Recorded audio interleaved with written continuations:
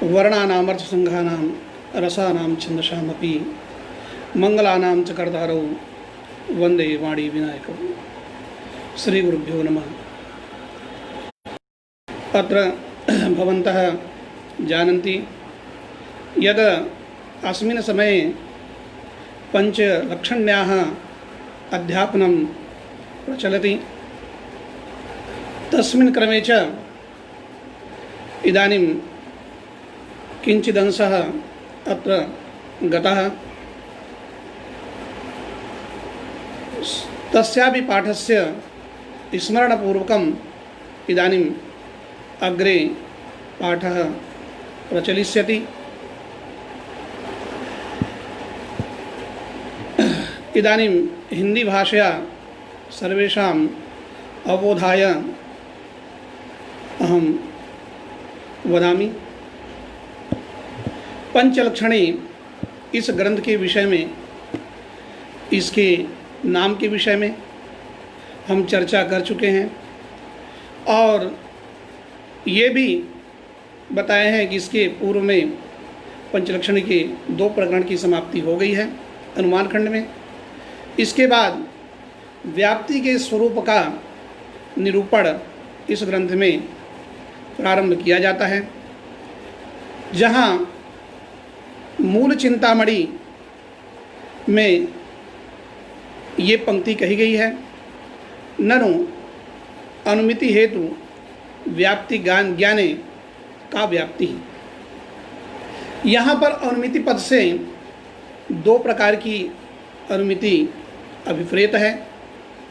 एक तो स्वयं तत्वचिंतामणि पर साक्षात टीकाकर्ता मथुरानाथ ने अपना मत दिया है कि अनुमिति पद से यहाँ पर अनुमाननिष्ठ प्रामाण्यानुमिति लेना चाहिए। अनुमाननिष्ठ प्रामाण्यानुमिति क्या है ये बताए हैं।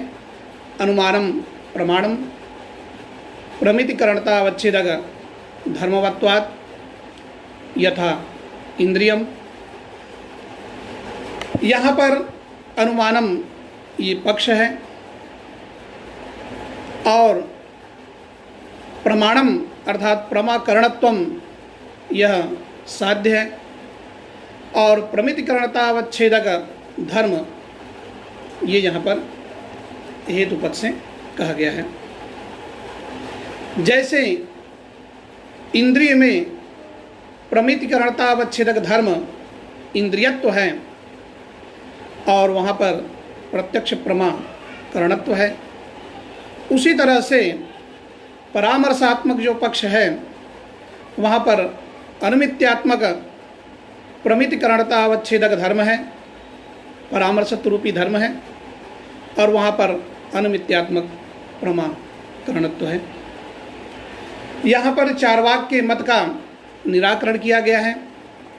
जैसा कि चार्वाकों ने अपने पक्ष से जो अनुमान दिया है, अनुमानम न प्रमाणम प्रमितिकरणतावच्छेदक धर्मशून्यत्वात् यथा सुक्तौ इदम रहतम इत्यादिकम भ्रमात्मकम ज्ञानम, उस मत का निराकरण कर चुके हैं कि जिस प्रत्यक्ष को आप प्रमाण मानते हैं उस प्रत्यक्ष का प्रामाण्य भी अनुमान से ही ज्ञात होता है।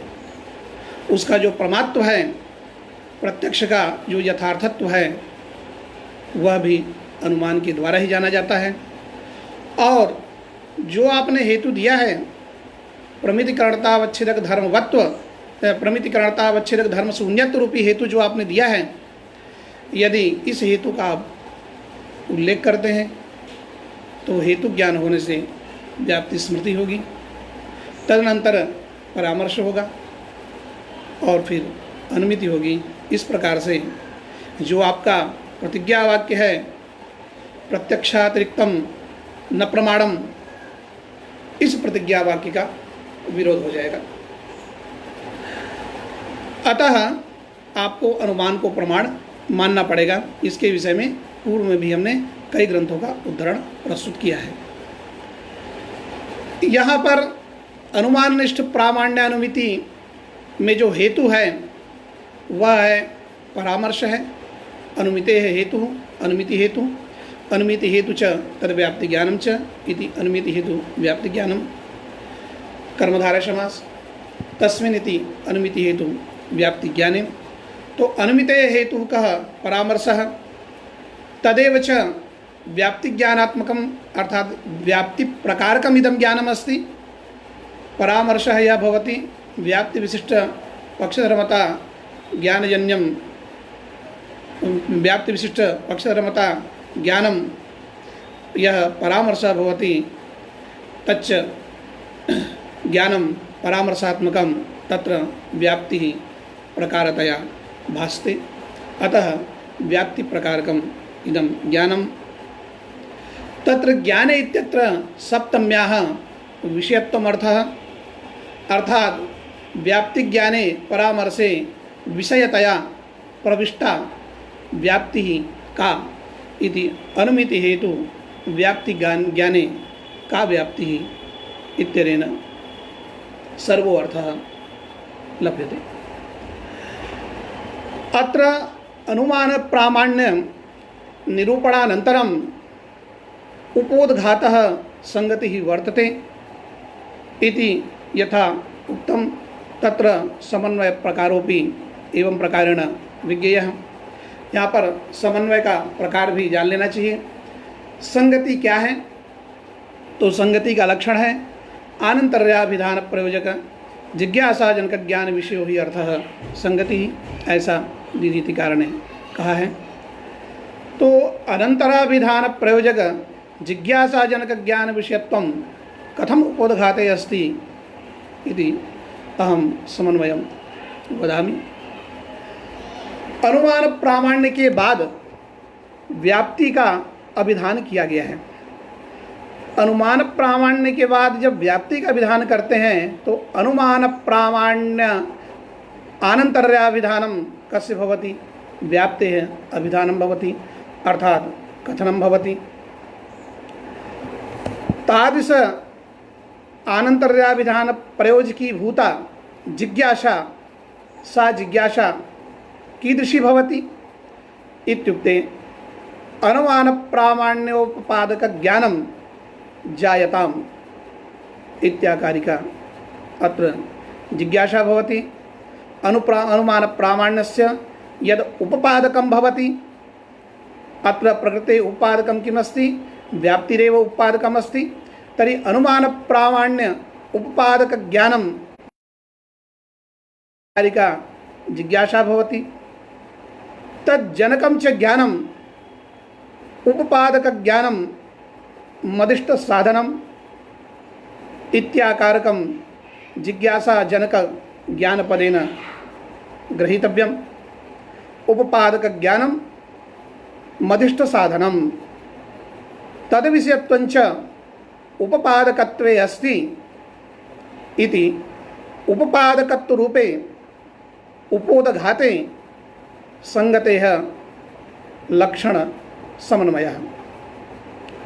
उपपादकत्वञ्च पुनः कुत्र वर्तते इत्युक्ते उपपादकत्वं व्याप्तौ अस्ति।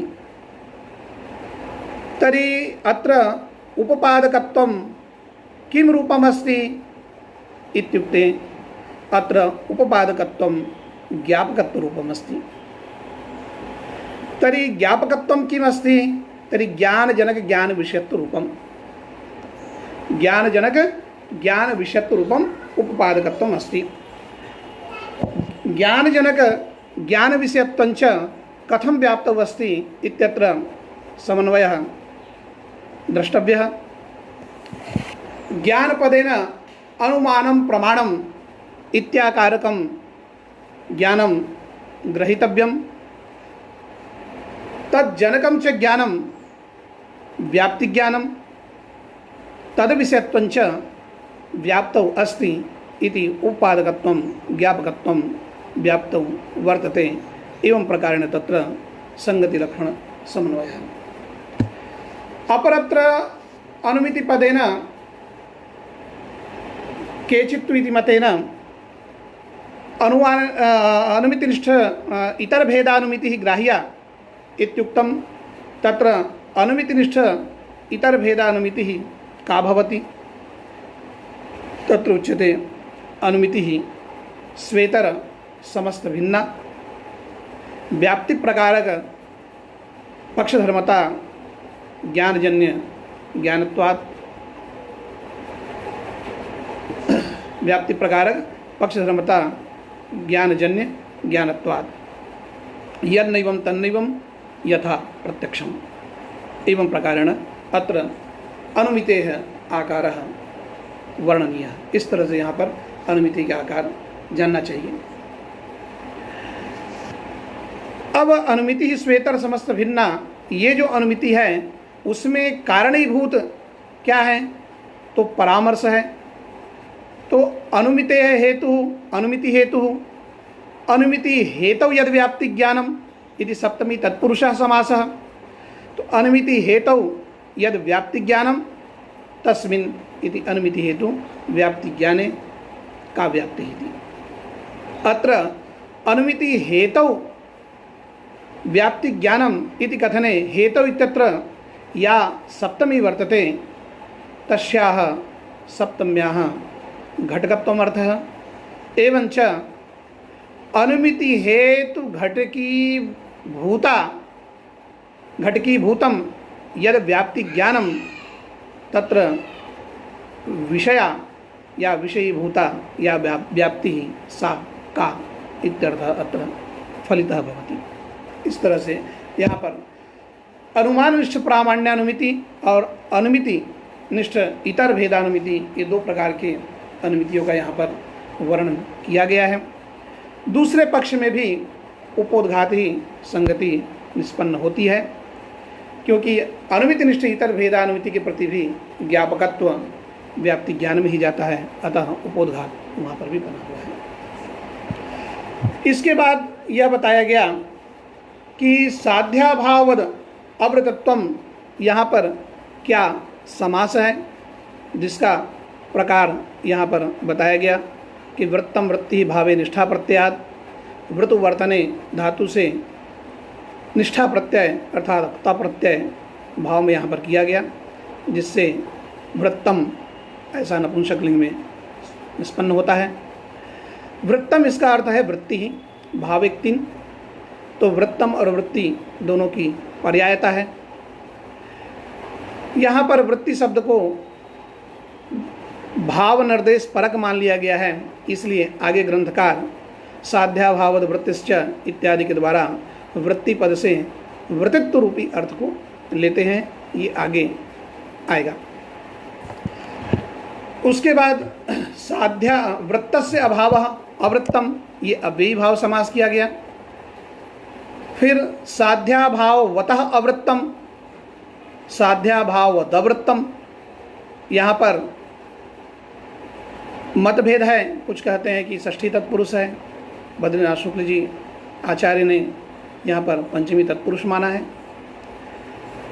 तो साध्याभाववतः अवृत्तम इति साध्याभावद दवृत्तम तद अस्य अस्तीति साध्याभावद वृत्ति तस्य भावः साध्याभावद वृत्तिनः भावः साध्याभावद वृत्तत्वम, ऐसा प्राचीनों ने यहाँ समास की रीति अपनाई है। इस तरह के समास करने पर मथुरानाथ जी ने यहाँ पर आक्षेप किया है कि न कर्मधारयान मत्वर्थीयः बहुव्रीहिश्चेत् तदर्थ प्रतिपत्तिकरः। कर्मधारय समास के बाद मत्वर्थीय समास नहीं होता है यदि बहुव्रीहि से उस अर्थ की प्रतीति हो जाए। किस अर्थ की? कर्मधारय के बाद मत्वर्थी प्रत्यय करने पर जो अर्थ निकलता है, यदि वही अर्थ बहुव्रीहि समास से निकल जाए, तो कर्मधारय के बाद आप जो मत्वर्थी प्रत्यय करते हैं वहाँ पर दो वृत्ति माननी पड़ती है आपको। प्रथम कर्मधारय समास यानी समास वृत्ति, और उसके बाद मत्वर्थी प्रत्यय यानी तद्धित वृत्ति। तो दो प्रकार की वृत्तियों को मानने की अपेक्षा केवल एक ही वृत्ति बहुव्रीहि समास वृत्ति को क्यों न वहाँ पर माना जाए, ये इस नियम का जो है लाघव है, ये इसका मूल है, लाघव में यह मूल है। कर्मधारय के बाद जो है मत्वर्थी प्रत्यय नहीं देखा जाता है, जिसके उदाहरण जो है अन्यत्रापि कहे गए हैं, जैसे कि नील घटवद भूतलम, ऐसा प्रयोग नहीं होता है। नीलश्चासौ घटः नील घटः तदस्यास्तीति नील घटवत, कर्मधारय के बाद मत्वर्थी प्रत्यय करने पर नील घटवत भूतलम ऐसा बनेगा। यहाँ पर कर्मधारय के बाद मत्वर्थी प्रत्यय स्वीकार नहीं किया जाता है, क्योंकि यदि बहुव्रीहि समास से वह अर्थ लब्ध हो जाए, नीलः घटः यत्र इति नील घटम भूतलम, यदि बहुव्रीहि समास से यह लब्ध हो जाए तो नील घटम भूतलम यही प्रयोग सर्वमान्य होता है, नील घटवत भूतलम यह प्रयोग नहीं होता है। तो कर्मधारय के बाद मत्वर्थी प्रत्यय नहीं होता है, कर्मधारय तो यदि बहुव्रीहि समास से वह अर्थ लब्ध हो जाए, इसका हमने उदाहरण देखा है।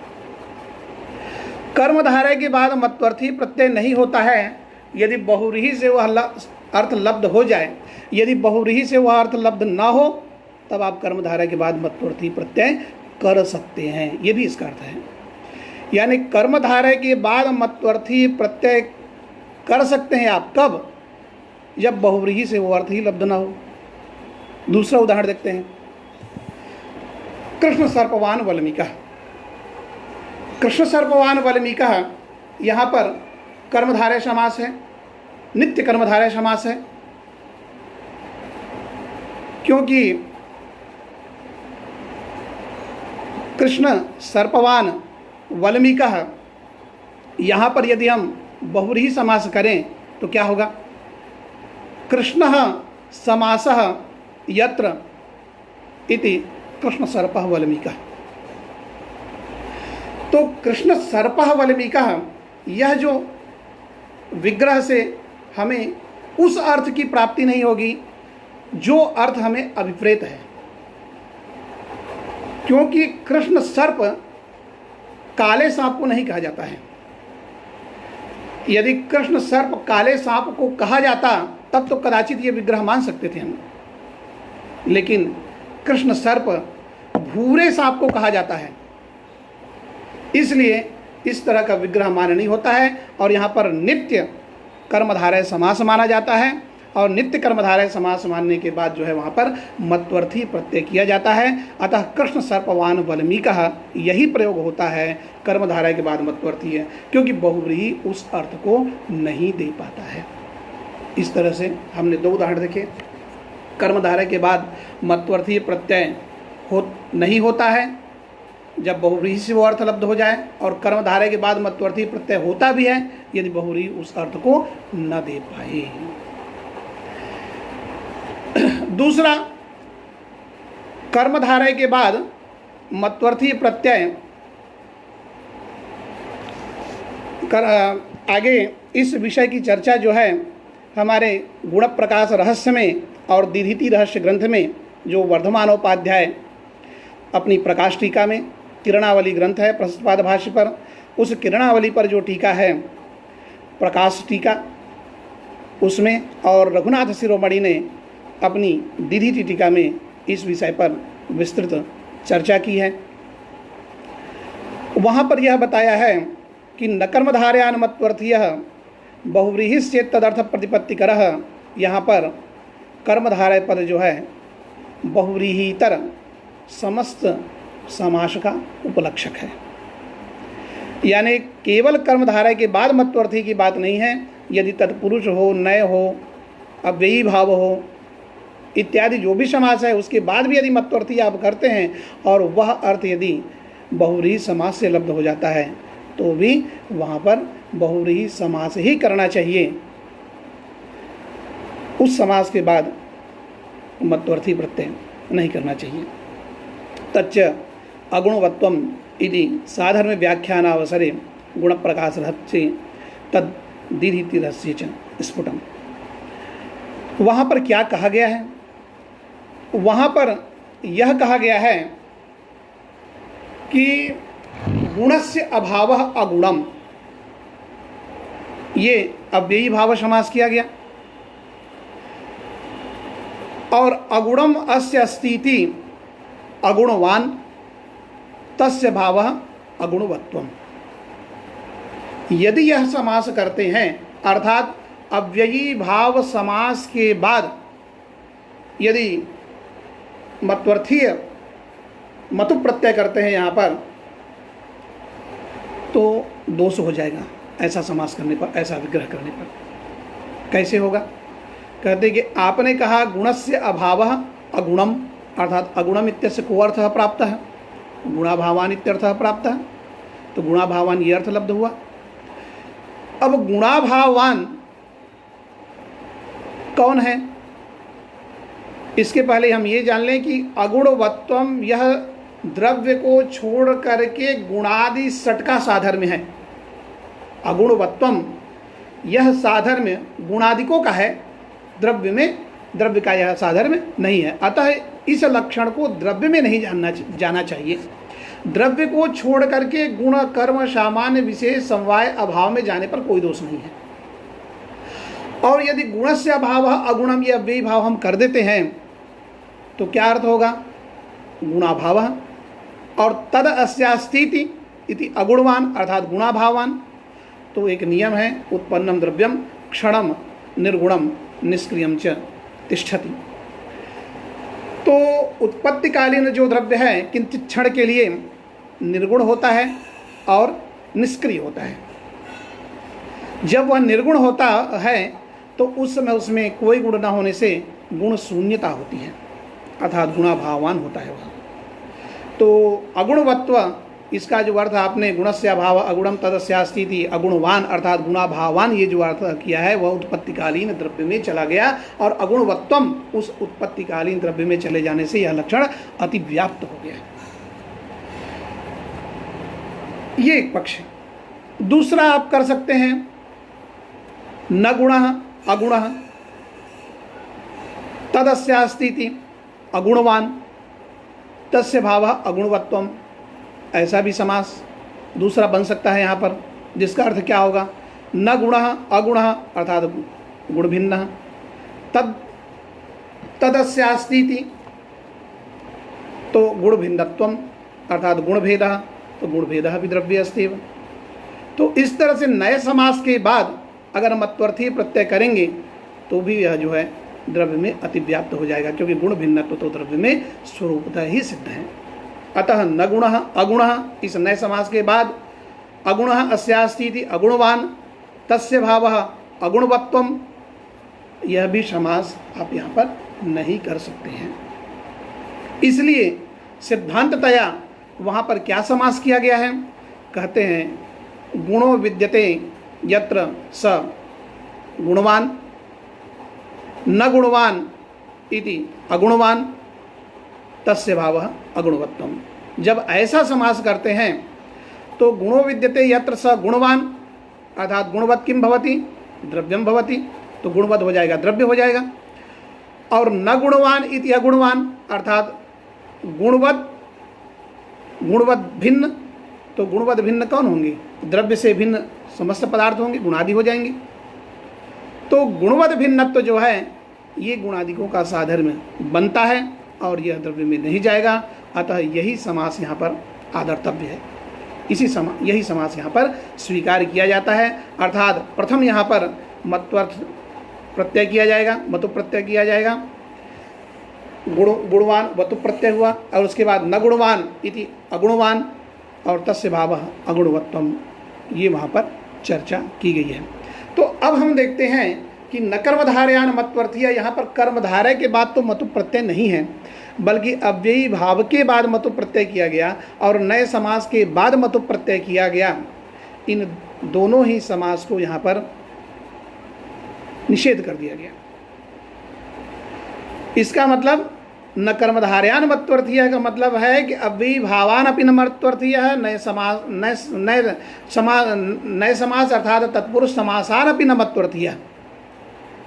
और तत्पुरुष समास के बाद भी मत्वर्थी नहीं किया जाता है, ये हमने देखा।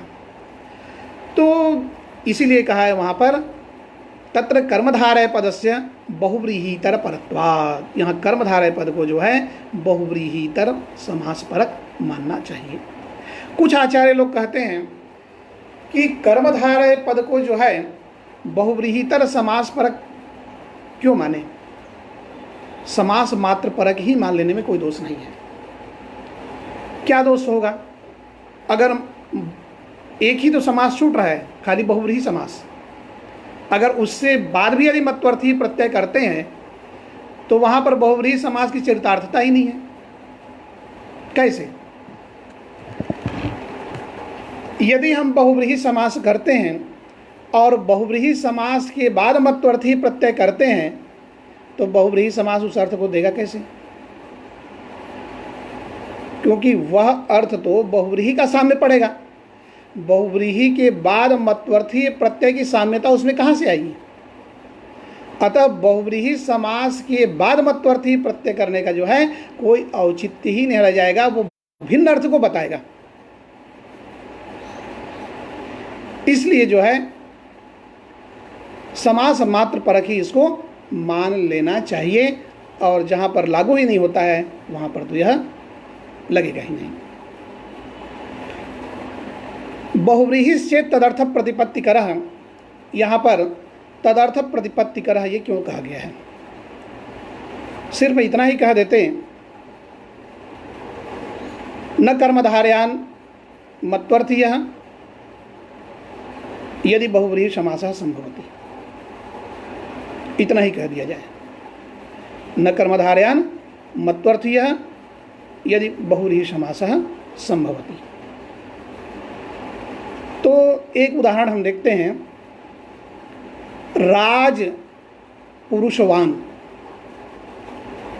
राज पुरुषवान, यहाँ पर पहले राज्ञः पुरुषः, राजपुरुषः, ये षष्ठी तत्पुरुष समास करेंगे, और राजपुरुषः अस्य अस्तीति राजपुरुषवान देशः। भाई सिपाही जहाँ खड़ा है वहाँ राजपुरुषवान देशः ये प्रयोग तो कर ही सकते हैं, तो राजपुरुषवान ये प्रयोग वहाँ पर हो जाएगा। अब यहाँ पर बहुव्रीहि समास करके देखिए, राज्ञः पुरुषः यत्र, राज्ञः पुरुषः विद्यते यत्र, ये तो आप कर नहीं सकते व्यधिकरण बहुव्रीहि, क्योंकि व्यधिकरण बहुव्रीहि जो है कुछ स्थल विशेष के लिए नियंत्रित है, कंठे कालः मृगाक्षी इत्यादि कुछ स्थल विशेष के लिए जो है नियंत्रित है। तो यहाँ पर आप क्या बहुव्रीहि समास करेंगे? कहें कि राजा पुरुषः यत्र, राजा पुरुषः यत्र इति राजपुरुषः देशः, ऐसा कर लेंगे। कहेंगे ये अर्थ ही नहीं आएगा। राजपुरुष जहाँ पर है, इस अर्थ को बताने के लिए हम यह कहें कि राजा पुरुष जहाँ पर है तो राजात्मक पुरुष ही वहाँ पर होने की इस अर्थ को बता रहा है, जबकि हमको बताना है कि राजपुरुष वहाँ पर है। तो ये दोनों अर्थ में विभिन्नता आ जाएगी। तो बहुव्रीहि उस अर्थ को दे ही नहीं पाएगा जो राजपुरुषवान इस अर्थ को दे रहा है, इसलिए कहा गया तदर्थ प्रतिपत्तिकरः। तो यहाँ पर बहुव्रीहि जब उस अर्थ को नहीं दे पा रहा है तो यहाँ पर जो है बहुव्रीहि समास भी नहीं होगा। तो न कर्मधारयान मत्वर्थीयः बहुव्रीहि चेत् तदर्थ प्रतिपत्तिकरः, ये यहाँ पर जो है संपन्न होता है।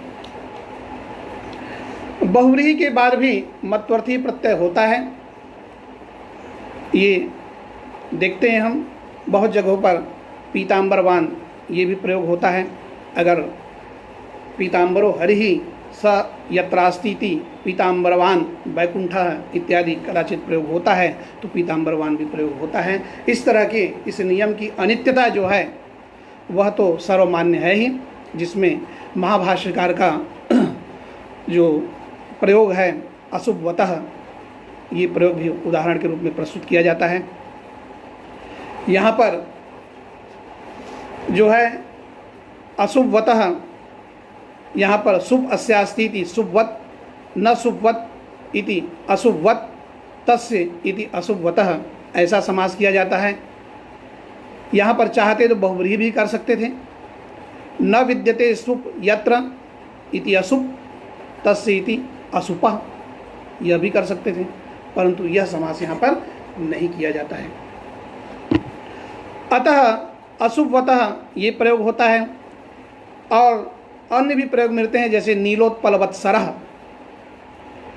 यह प्रयोग भी देखा जाता है। नीलोत्पलवत्सरः, तो नीलम च तदुत्पलम, नीलोत्पलम सस्यास्ति इति नीलोत्पलवत् सरः, तो नीलोत्पलवत् यह भी होता है। इसका मतलब जो है इस नियम की अनित्यता भी। प्रकृति में चलते हैं, जहाँ पर हमारा साध्याभावद अवृत्तित्व ये परिष्कार हुआ है। यहाँ पर हमने क्या किया है समास, वृत्तस्य अभावः अवृत्तम, ये हमने अव्ययी भाव समास किया।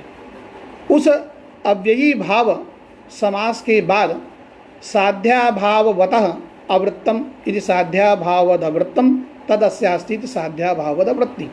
यहाँ पर पंचमी तत्पुरुष के बाद जो है मत्वर्थी प्रत्यय किया है।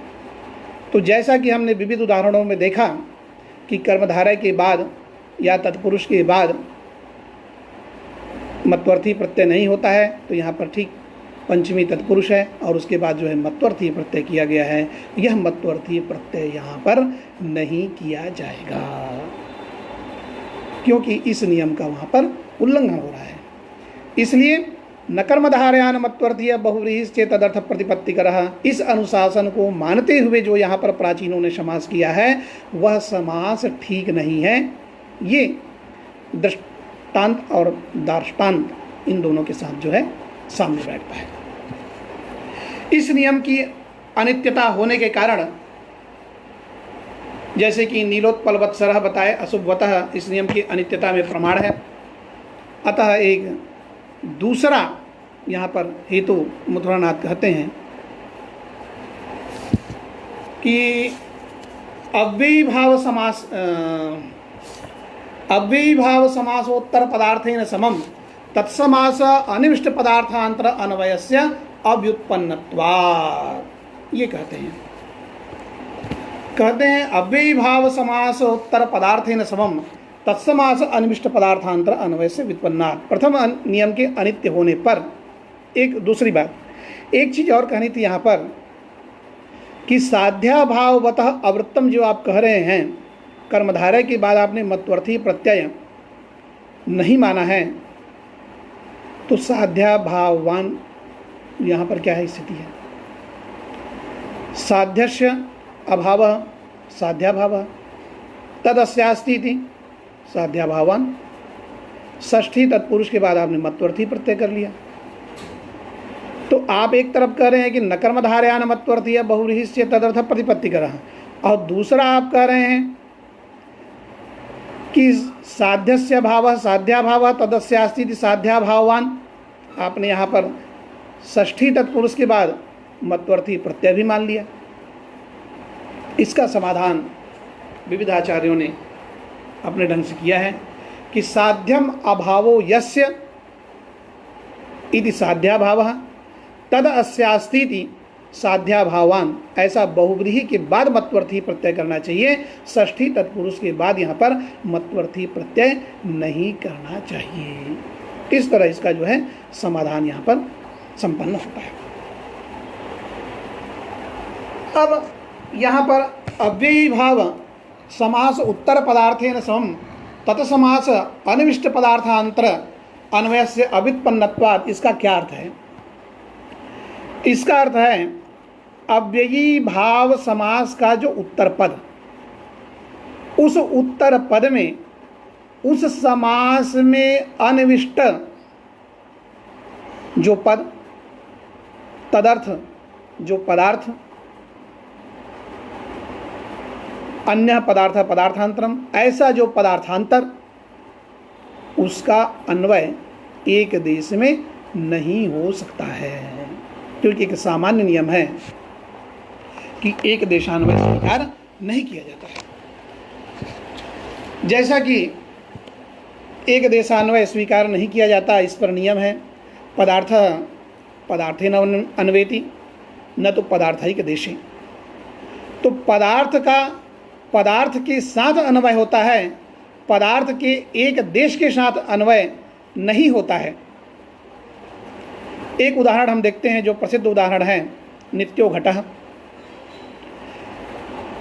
अगर एक देश अन्वय स्वीकार कर लिया जाए तो घट तो नित्य नहीं होता है, घट तो अनित्य होता है। लेकिन यदि किसी ने प्रयोग कर दिया नित्यो घटः और एक देशान्वय आप स्वीकार करते हैं तो एक देशान्वय यहाँ भी संभव है। कैसे? घट पदार्थ का एक देश हो गया घटत्व, और घटत्व है जाति, और जाति नित्या भवति। तर्हि घट पदार्थस्य एक देशे घटत्वे नित्य पदार्थस्य यो अर्थः नित्यत्व रूपः तस्य नित्यत्वस्य घटत्वे अन्वयः संभवति। तर्हि नित्यत्व विशिष्टं घटत्वम् इत्येवं रूपः अन्वयबोधः तत्र संभवति। अर्थात नित्यो घटः, यहाँ पर घट पदार्थ का जो एक देश है घटत्व, वहाँ पर नित्य पद का जो अर्थ नित्यत्व है, उस नित्यत्व का जो है घटत्व में अन्वय हो सकता है, नित्यत्ववद घटत्वम। इस तरह से अब जब नित्यत्ववद घटत्वम यह प्रयोग या यह बोध तो प्रामाणिक बोध है, तो क्यों न नित्यो घट इस वाक्य की प्रामाणिकता बन जाए? कहते नहीं, नित्यो घटा इस वाक्य की प्रामाणिकता नहीं है, क्योंकि इसका एक देश के साथ अन्वय नहीं स्वीकार किया जाता है। इसलिए यह नियम मानते हैं कि पदार्थ पदार्थे न अन्वेति न तो पदार्थैक देशे। इसलिए एक देश में जो है पदार्थ का अन्वय नहीं होता है। ठीक वही स्थिति यहाँ पर है। एक उदाहरण आगे दे रहे हैं, यथा भूतले उपकुंभम भूतले अघटम इत्यादौ। यहाँ पर दो तरह का पाठ मिलता है। भूतले उपकुंभम, कहीं पर भूतलोपकुंभम, यह भी पाठ मिलता है। भूतले अघटम, कहीं पर भूतलाघटम, यह भी पाठ मिलता है। अब अव्ययी भाव समास के बाद पुनः सप्तमी तत्पुरुष यहाँ पर किया गया है, जबकि वार्तिक है अव्ययी भावस्य च्वावित्वम नेति वाच्यम। अव्ययी भाव के बाद च्वी और इत्व नहीं होता है, जबकि ये जो वार्तिक है इस वार्तिक की अनित्यता में प्रमाण दिया जाता है कि अव्ययी भाव को कुछ लोग अव्यय मानते हैं, कुछ लोग अव्यय नहीं मानते हैं। अब अव्ययी भाव को जो लोग अव्यय मानते हैं उनके पक्ष में तो समासांतर नहीं होना चाहिए, लेकिन अव्ययी भाव को जो लोग अव्यय नहीं मानते हैं, जैसे उदाहरण है उपकुंभी भूतम, यहाँ पर कुंभस्य अभाव उपकुंभम ऐसा करने के बाद जो च्वी प्रत्यय किया गया है उपकुंभी भूतम, ये च्वी प्रत्यय कैसे हुआ? इसका मतलब अव्ययी भाव को अव्यय नहीं मानकर ही किया गया है। सहरी करोति, सहरी मन्यते इत्यादि भी प्रयोग वहाँ पर उदाहरण के रूप में भगवान भाष्यकार ने दिया है। यही कारण है कि भूतला घटम और भूतलोपकुंभम, यह भी पाठ यहाँ पर अव्ययी भाव को अव्यय न मानकर ही ऐसा पाठ वहाँ पर माना गया है। अव्यय मान लिया जाए तो भूतले अघटम और भूतले उपकुंभम यही होना चाहिए। अब हम विचार करते हैं कि भूतले उपकुंभम का क्या अर्थ है। भूतले उपकुंभम, कुंभस्य समीपम इति उपकुंभम। इस उपकुंभ का जो एक देश है वह एक देश क्या है? कुंभ है। इसका जो अर्थ है कुंभ रूपी अर्थ है, उस एक देश के साथ जो है भूतले, यहाँ पर सप्तमी का अर्थ है निरूपितत्व, तो भूतल निरूपितत्व का अन्वय कुंभ के साथ अर्थात उपकुंभम, इसका जो एक देश है उसके साथ अन्वय नहीं हो सकता है। और भूतल निरूपित कुंभ सामीप्यम, इस वाक्य से शाब्दबोध नहीं माना जाता है। क्यों नहीं माना जाता है? क्योंकि एक देशान्वय स्वीकार नहीं किया जाता है। इसके रूप में जो इसके लिए जो यहाँ पर मूल नियम जो मथुरानाथ कह रहे हैं कि अव्ययी भाव समासस्य उत्तर पदार्थेन समम, अव्ययी भाव समास का जो उत्तर पद है कुंभस्य समीपम इति उपकुंभम, उत्तर पदम, उत्तर पदम तो समास से चरमावयवी रूढ़ी। उत्तर पद किसको कहते हैं? समास के चरम अवयव में रूढ़ी है। तो इसका उत्तर पद चरम अवयव हो गया, कुंभ हो गया। उसके साथ उस समास में अव्ययी भाव समास में अनिविष्ट जो पद, कौन सा पद हो गया? भूतले। तदर्थ क्या हो गया? भूतल निरूपितत्व। उस भूतल निरूपितत्व का जो है कुंभ में अन्वय नहीं हो सकता है, क्योंकि अव्ययी भाव से उत्तर पदार्थेन समम तस् समास, अव्ययी भाव समास अनिविष्ट यद पदार्थांतरम भूतल निरूपितत्व रूपम अत्र पदार्थांतरम तस्य अन्वयः अव्युत्पन्नः, भूतल निरूपित घट सामीप्यस्य अत्र प्रतीतिर न संभवति। अतः भूतले उपकुंभमिति प्रयोगः न भवति। एक देशान्वयस्य अव्ययीभाव समासस्य एक देशेन समं पदार्थान्तरस्य तत्र अन्वयस्य अव्युत्पन्नत्वात्। द्वितीयम् उदाहरणं किमस्ति? द्वितीयम् उदाहरणं भूतले अघटम्। अत्रापि घटस्य अभावः अघटम्,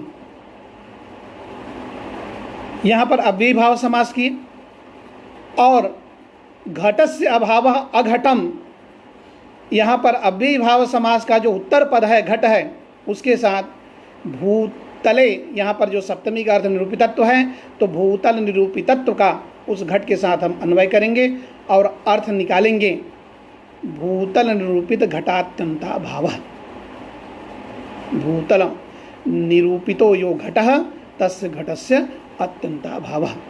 तो भूतल निरूपित घट प्रतियोगिका भावः इति भूतल निरूपित घटात्यंता भावः, ये अर्थ होगा। कहते हैं यह अर्थ यहाँ पर नहीं निकलेगा, क्योंकि अव्ययी भाव समास के उत्तर पदार्थ के साथ भूतल निरूपितत्व का घट के साथ वहाँ पर अन्वय नहीं हो सकता है। तत्समास अनिविष्ट पदार्थांतर भूतल निरूपितत्व का वहाँ पर अन्वय नहीं हो सकता है।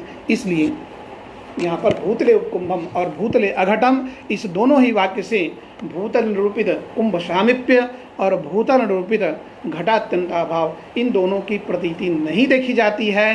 तो आप जो साध्या भावाधिकरण निरूपित वृत्तित्वा भाव रूपी अर्थ की प्रतीति मान रहे हैं, वहाँ पर भी ठीक यही स्थिति है। वृत्तस्य अभावः अवृत्तम अव्ययी भाव समासः, अनंतरम साध्याभाववतः अवृत्तम यदि साध्याभाववद वृत्तम।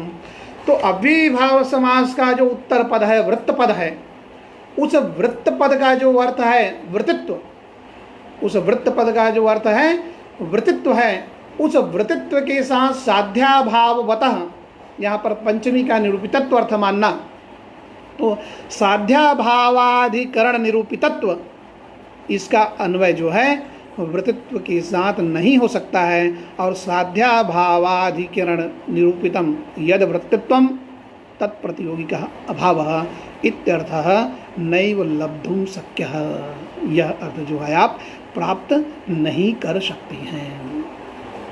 क्यों?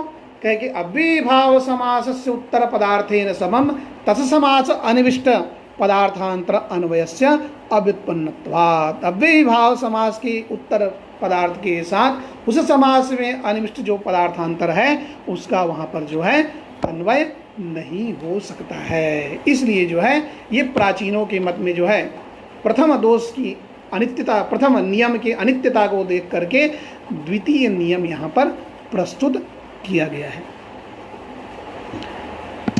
अव्ययी भाव समास उत्तर पदार्थेन समम तस्य समास अनिविष्ट पदार्थांतर अन्वयस्य अव्युत्पन्नत्वात्। इसके बाद जो है कहते हैं कि ऐसा मानने पर भी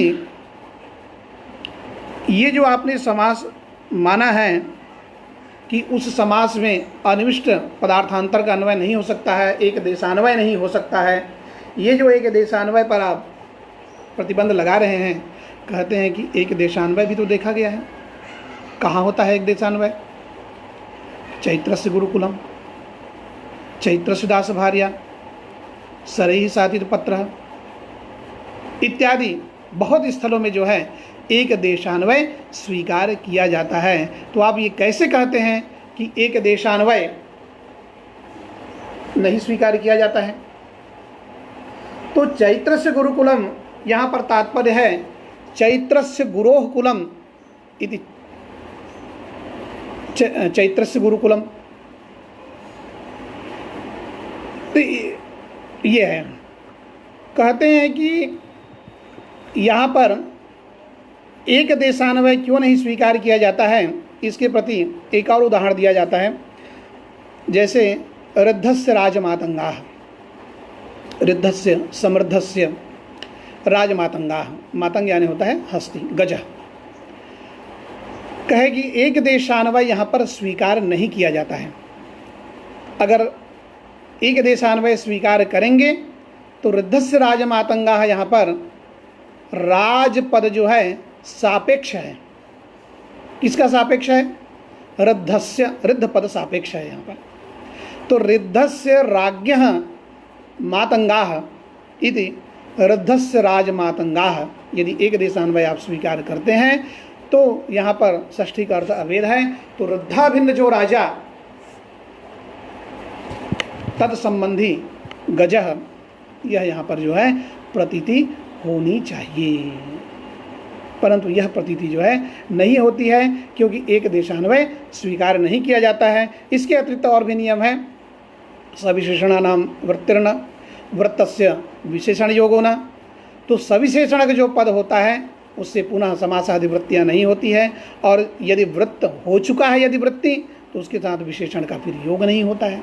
इस तरह से जो है, परंतु इस नियम के अपवाद के रूप में जो है चैत्रस्य गुरुकुलम, चैत्रस्य दास भार्या, सरैः साधित पत्र इत्यादि दिया जाता है। यद्यपि यहाँ पर अभी समाधान का एक प्रकार व्युत्पत्तिवाद में बताया गया है, लेकिन सामान्यतः हम यहाँ पर मानकर चलते हैं कि एक देशान्वय यहाँ पर सामान्यतः स्वीकार किया जाता है।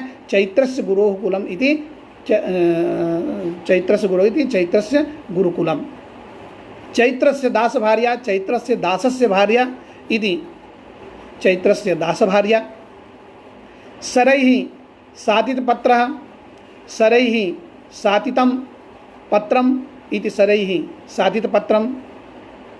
यहाँ पर इसके जो है एक देशान्वय स्वीकार किया जाता है। इसी तरह से पितुः स्वर कामः इत्यादि को में भी एक देशान्वय स्वीकार किया जाता है। अतः एक अगला नियम इसके लिए कहते हैं अव्ययीभाव समासस्य अव्ययतया तेन समम समासांतरा संभवाच्च। ये वज्रलेप दोष जो है मथुरानाथ यहाँ पर देने जा रहे हैं, तीसरा दोष।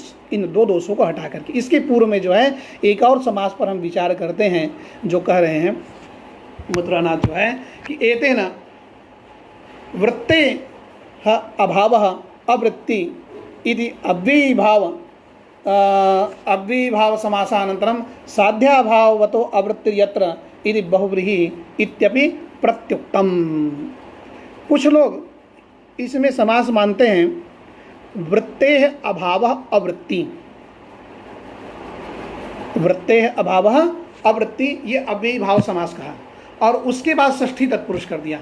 साध्याभाववतः अवृत्ति इति साध्याभावदवृत्ति, तस्य साध्याभावदवृत्तेः इति साध्याभावदवृत्तेः भावः इति साध्याभावदवृत्तित्वम्। ऐसा कुछ लोग समास करते हैं कि इस समास का भी जो हमने दूसरा खंडन का प्रकार बताया है कि अव्ययीभाव समासोत्तर पदार्थेन समम तत्समास अनिविष्ट पदार्थांतर अन्वयस्य व्युत्पन्नत्वाद, इस नियम से ही यह समास जो विग्रह दिखाया गया है यह खंडित हो जाता है, क्योंकि आपने यहाँ पर भी अव्ययीभाव समास मानकर वृत्तेर अभाव अवृत्ति यह मानकर उसका जो उत्तर पद है वृत्ति पद है, उस वृत्ति के साथ जो है साध्याभावाधिकरण निरूपितत्व साध्याभाववतः इसका जो अर्थ है साध्याभावाधिकरण निरूपितत्व, इसका अन्वय किया गया है। यहाँ भी एक देशान्वय होने के कारण जो है ये खंडित हो जाता है। तो ये दूसरा समास जो यहाँ पर दिखाया गया है, ये दूसरा समास भी यहाँ पर मान्य नहीं होता है। इस तरह से इन दो समासों का मथुरानाथ ने जो है खंडन कर दिया है। इसके बाद जो है, चूंकि इन दोनों नियमों की अनित्यता को देखते हुए एक तीसरा नियम बताने जा रहे हैं कि अव्ययीभाव समासस्य अव्ययतया तेन समम समासांतर असंभवाच्य। अव्ययीभाव समास चूंकि अव्यय हो जाता है, इसलिए जो है कोई उसके साथ दूसरा समास नहीं हो सकता है। तो अव्ययीभाव समास चूंकि अव्यय हो जाएगा, तो आपने जो समास किया है वृत्तस्य अभाव अवृत्तम, ये तो अव्यय हो गया। अब उस अव्यय के साथ साध्याभाववतः अवृत्तम, ये जो आप पंचमी तत्पुरुष करेंगे, यह समास नहीं हो पाएगा, क्योंकि अव्ययीभाव समास अव्यय हो गया और अव्यय के साथ जो है समासांतर नहीं होता है। ये जो है यहाँ पर जो है दूसरा जो विग्रह किए हैं, वृत्ते अभाव अवृत्ति, साध्याभाववतो अवृत्ति इति साध्याभावद अवृत्ति, यहाँ पर भी वही स्थिति है। आपने अव्ययीभाव समास किया और उस अव्ययीभाव समास के बाद षष्ठी तत्पुरुष किया। यह भी समास अव्ययीभाव की अव्यय होने के कारण जो है समासांतर नहीं हो सकता है। इस नियम से जो है खंडित हो जाता है। बस यहाँ की कक्षा जो है यहाँ तक रखते हैं। अब इस नियम में जो तत्व है उसको हम अग्रिम कक्षा में देखेंगे। सभी को बहुत बहुत धन्यवाद। अद्य अत्तनः पाठः अत्रैव समाप्तः। सर्वेभ्यः नमः।